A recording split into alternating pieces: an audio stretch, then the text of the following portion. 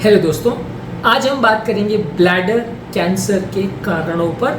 Bladder cancer basically bladder एक पेशाब को कलेक्ट करने वाली एक थैली होती है जहाँ से किडनी से निकलने वाला पेशाब इकट्ठा होता है और थोड़ी देर के बाद वो पेशाब की नली द्वारा या यूरेथ्रा द्वारा निकाल दिया जाता है। तो ये बेसिकली पेशाब को कलेक्ट करने वाली एक थैली होती है जिसमें कुछ कारणों की वजह से कैंसर हो जाता है। कैंसर अपने आप में एक ऐसी बीमारी है जिसे यदि हम रोक सकें तो ही हम उससे बच सकते हैं, क्योंकि एक बार अगर ये बीमारी हो जाए और फैल जाए और जल्दी डिटेक्ट ना हो तो ज़्यादातर लोगों को बचाना बड़ा मुश्किल होता है। तो आज हम समझेंगे ब्लैडर कैंसर के कारणों पर, ताकि हम इन्हें रोक सकें या इनसे बच सकें और इस खतरनाक बीमारी से अपने आप को बचा सकें। टॉपिक पर जाने से पहले जो लोग हमारे चैनल पर नए हैं उन्हें रिक्वेस्ट करूँगा कि चैनल को सब्सक्राइब करें, वीडियोज़ को लाइक करें, शेयर करें, फॉलो करें, कमेंट करें। आज का टॉपिक में हम हर एक रिस्क फैक्टर जो ब्लैडर कैंसर से संबंधित है उस पर बात करेंगे और बाद में उसके प्रिवेंशन के टिप्स पर बात करेंगे जो कि काफ़ी इंपॉर्टेंट है। चलिए शुरू करते हैं इंपॉर्टेंट वीडियो।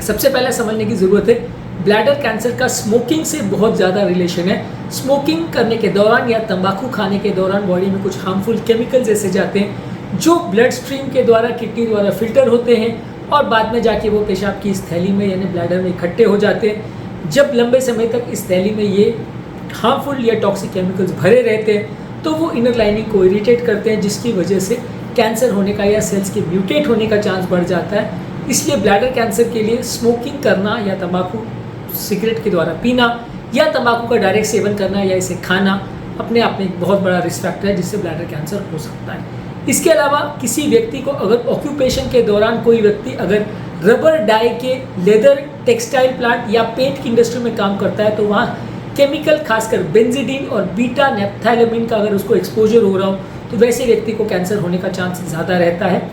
इसके अलावा यदि कोई अपने खाद्य पदार्थों में बहुत ज़्यादा मीट का सेवन करता हो, खासकर फ्राई किए हुए मीट्स या बहुत ज़्यादा फैट्स का अगर सेवन करता हो तो इससे भी ब्लैडर कैंसर का रिस्क बढ़ जाता है। इसके विपरीत यदि कोई व्यक्ति बहुत ज़्यादा पानी लेता है तो ब्लैडर कैंसर का रिस्क कम होता है। कम पानी लेने वाले को ब्लैडर कैंसर का रिस्क ज़्यादा होता है, क्योंकि एक तरह से सिंपल लॉजिक हम लगा सकते हैं कि यदि बहुत ज़्यादा पानी हम लेते हैं तो एक तरह से किडनी या ब्लैडर के अंदर जो भरे टॉक्सिन्स है वो डाइल्यूट हो जाते हैं, उतना दीवारों को इरिटेट नहीं करेंगे तो कैंसर होने का चांस थोड़ा कम रहेगा। वही दूसरे पेशेंट में जहाँ वो पानी नहीं पीता है तो काफ़ी कॉन्सेंट्रेटेड मात्रा में ये टॉक्सिन्स रहेंगे, ब्लैडर के अंदर भरेंगे, ज़्यादा कॉन्सेंट्रेशन मतलब ज़्यादा कैंसर होने का चांस। इसके अलावा यदि किसी व्यक्ति को प्रोलॉन्ग्ड ब्लैडर में अगर सूजन है, इन्फ्लेमेशन है तो वैसे व्यक्ति को भी ब्लैडर कैंसर हो सकता है। लंबे समय तक किसी व्यक्ति को अगर इन्फेक्शन रह रहा है यूरिनरी ट्रैक्ट में तो उससे रिलेटेड भी इन्फेक्शन से रिलेटेड इन्फ्लेमेशन होता है और इन्फ्लेमेशन से रिलेटेड कैंसर होने का चांस होता है। लंबे समय तक यदि किडनी का पथरी अगर किसी को है तो वैसे व्यक्ति को भी ब्लैडर कैंसर होने का चांस रहता है। लंबे समय तक अगर ब्लैडर में कोई ट्यूब डाली गई हो, कैथेटर डाला गया हो ताकि पेशाब को ड्रेन आउट किया जा सके, उससे इरिटेशन होने पर भी ब्लैडर कैंसर का चांस बढ़ जाता है। इसके अलावा यदि किसी व्यक्ति को अगर पर्सनल हिस्ट्री है कि पहले उसको ब्लैडर कैंसर हुआ है तो ब्लैडर कैंसर का चांस बढ़ जाता है। यदि किसी व्यक्ति के फैमिली में किसी को हिस्ट्री है कि किसी को ब्लैडर कैंसर हुआ है तो वैसे व्यक्ति को भी ब्लैडर कैंसर का चांस ज़्यादा होता है। इसके अलावा कुछ मेडिसिन जैसे साइक्लोफॉस्फेमाइड और डायबिटीज़ के लिए प्रयोग की जाने वाली मेडिसिन पायोग्लूटाजोन से भी रिस्क देखा जाता है। हालांकि हर व्यक्ति जिसको साइक्लोफॉस्फेमाइड या पायोग्लूटाजोन यूज होता है सबको ही कैंसर हो जाए ऐसा नहीं है, लेकिन हाँ इसमें थोड़ा रिस्क ज़रूर बढ़ जाता है।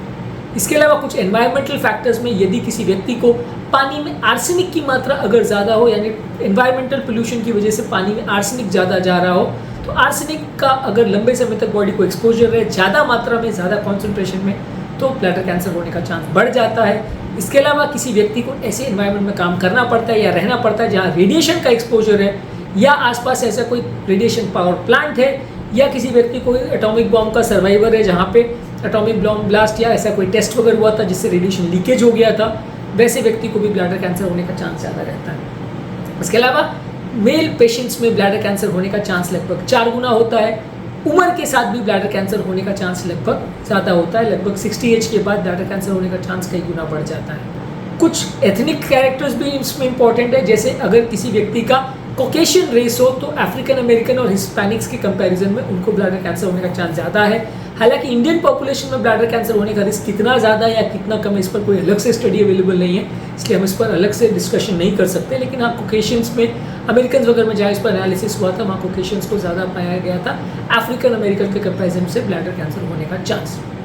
लास्ट में बात करेंगे इसको बचने के टिप्स पर। ऑब्वियसली जो भी रिस्क फैक्टर्स पर हमने बात करी उनसे आप खुद को बचाइए। स्मोकिंग मत करिए, टोबैको का सेवन मत करिए, बहुत ज़्यादा मात्रा में पानी पीजिए, फैट्स बहुत ज़्यादा मत खाइए, वर्क प्लेस जहाँ पे काम कर रहे हो वहाँ इंडस्ट्रियल केमिकल्स का एक्सपोजर ज़्यादा नहीं होना चाहिए।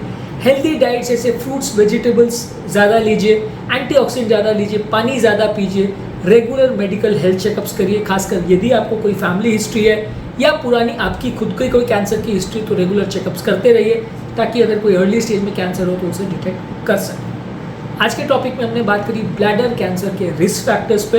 ये टॉपिक काफ़ी ज़्यादा इंपॉर्टेंट है और जानना समझना ज़रूरी है क्योंकि ये कैंसर भी काफ़ी कॉमन है और यदि हम प्रॉपरली इससे अपने आप को बचा सके तो काफ़ी लोगों को ब्लैडर कैंसर जैसी खतरनाक बीमारियों से बचाया जा सकता है। इसलिए रिस्क फैक्टर्स के बारे में जानना और समझना ज़रूरी है। ब्लैडर कैंसर के सिम्टम्स पर और उसके ट्रीटमेंट स्ट्रैटेजीज पर मैं सेपरेट वीडियोज़ के जो कि आप हमारे चैनल पर देख सकते हैं। टॉपिक एंड करने से पहले जो लोग हमारे चैनल पर नए हैं उन्हें रिक्वेस्ट करूँगा कि चैनल को सब्सक्राइब करें, वीडियोज़ को लाइक करें, शेयर करें, फॉलो करें।